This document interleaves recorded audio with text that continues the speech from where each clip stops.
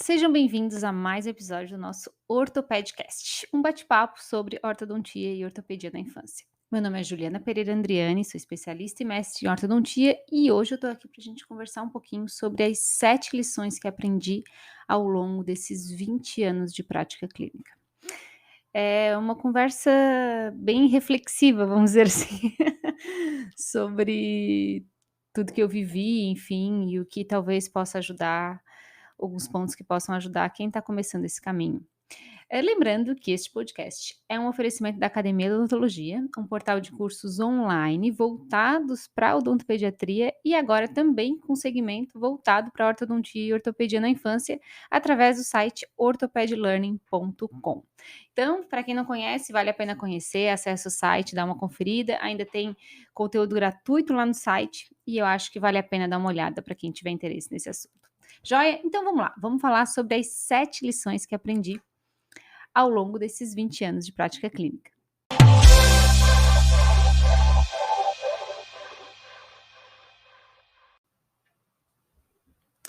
Bom, então vamos lá, vamos falar sobre as 7 lições que aprendi ao longo desses 20 anos de prática clínica, né. Espero que isso possa contribuir para alguém que esteja talvez iniciando aí a carreira como dentista ou como especialista em alguma determinada área, enfim.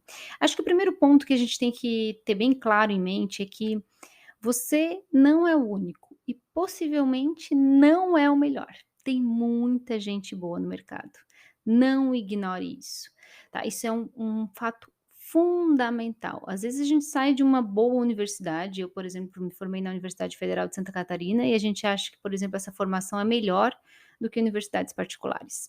Isso é mito, tá? Não, o desempenho acadêmico depende de várias questões do aluno em si, às vezes uma faculdade é avaliada mais pela quantidade de pesquisa, enfim, de publicações, né, e a vida acadêmica não é a vida da prática clínica. Então, não ignore os profissionais que estão no mercado, tá. Quando a gente está recém-formado ainda, a gente tem um caminho longo a trilhar. E algo importante nesse aspecto é nem, ignorar os outros, profissionais né, tão bons quanto a gente, né, não achar que a gente é o melhor, porque a gente tem muito a trabalhar, mas assim como não ter medo do mercado, porque a partir do momento que a gente escolhe um determinado caminho, a partir do momento que você entende que você vai trilhar esse caminho, é importante que você tenha consciência que as habilidades elas vão, aparecendo à medida que a gente trilha o caminho, né. A gente não nasce pronto, a gente não termina a graduação pronto ou termina a especialização pronto, maduro, não, muito pelo contrário, a gente termina ainda muito cru, e essa sensação de insegurança é normal, mas as habilidades elas vão surgindo a partir do momento que a gente se dispõe a trilhar um determinado caminho, então não tenha medo do mercado.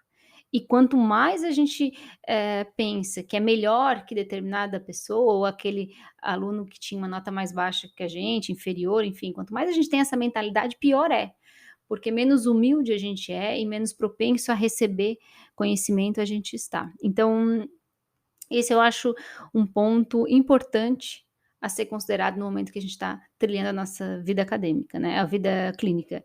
Eu lembro que quando eu saí da especialização, eu achava que os meus professores eram os melhores do mundo. Não que eles não sejam bons, eles são, mas tem muitos outros também tão bons quanto, né.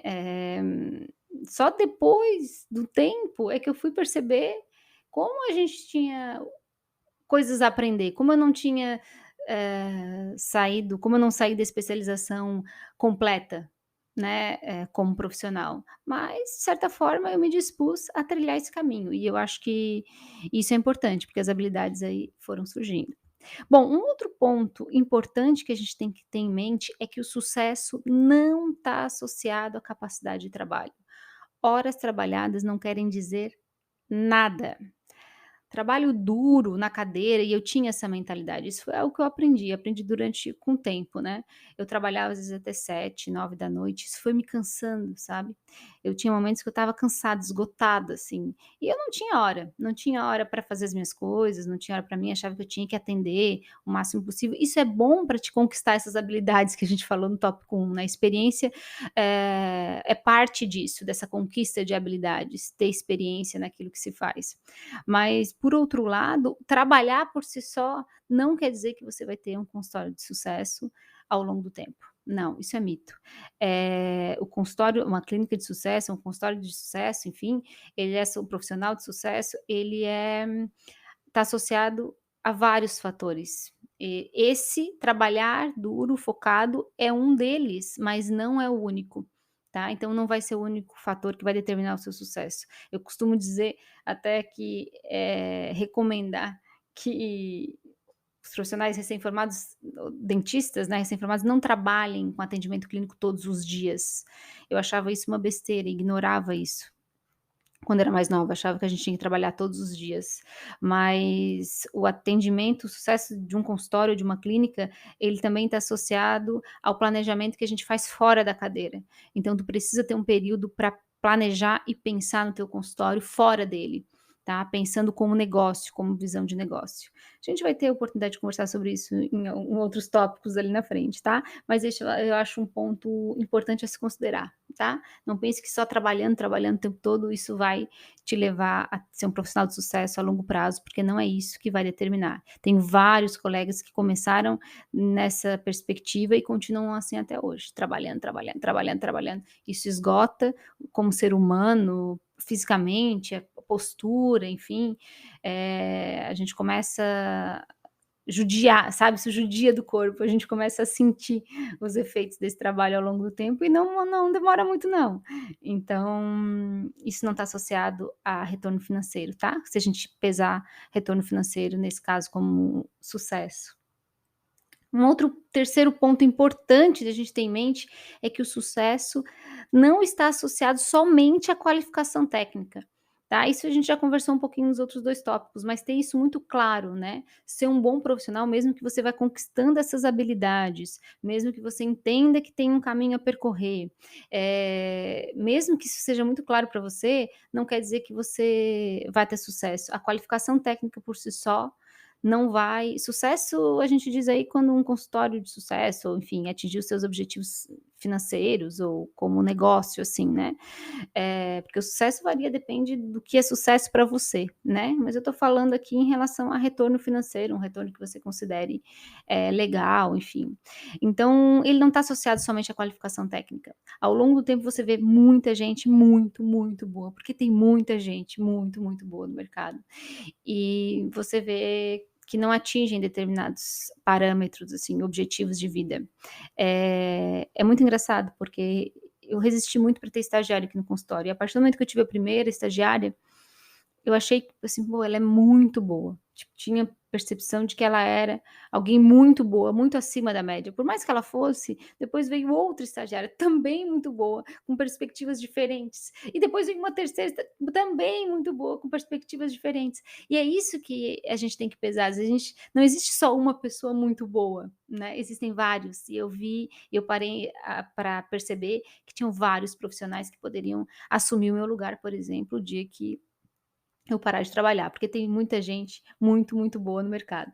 E o que vai determinar o sucesso de uma clínica também é o planejamento dessa clínica ao longo do tempo, ou seu planejamento como profissional de acordo com seu público-alvo, a ponto de estabelecer estratégias específicas. Então, vamos tirar essa questão de eu tenho que ser só ser muito, muito bom. Não, você tem que saber precificar bem, você tem que saber onde você está inserido, você tem que analisar, entender quais as estratégias de marketing vão ser importantes. No começo, talvez elas sejam importantes, mas é importante talvez não gastar muito, porque você precisa também desenvolver as suas habilidades. Então, isso é uma balança que precisa estar sempre em equilíbrio, tá? Então, tenha em mente isso, que a qualificação técnica não é o único fator que determina, é importante. Quarto ponto importante, Tempo. Saiba controlar a sua ansiedade e esperar o tempo certo para as coisas acontecerem. Essa conquista de habilidades, quando a gente está percorrendo o caminho, ela vem com o tempo. Então isso precisa estar muito maduro, muito claro na cabeça. Eu não vou querer o meu resultado para ontem. Isso foi acho que foi algo que me consumiu muito no início, porque eu já queria ter o retorno financeiro que eu esperava que eu fosse ter como dentista e não tinha. Por mais que eu fosse conquistando, eu não chegava no patamar que eu queria, que eu almejava, que para mim seria o meu patamar de sucesso. E isso chegou a um ponto que me esgotou, me, decepcionou perante a profissão.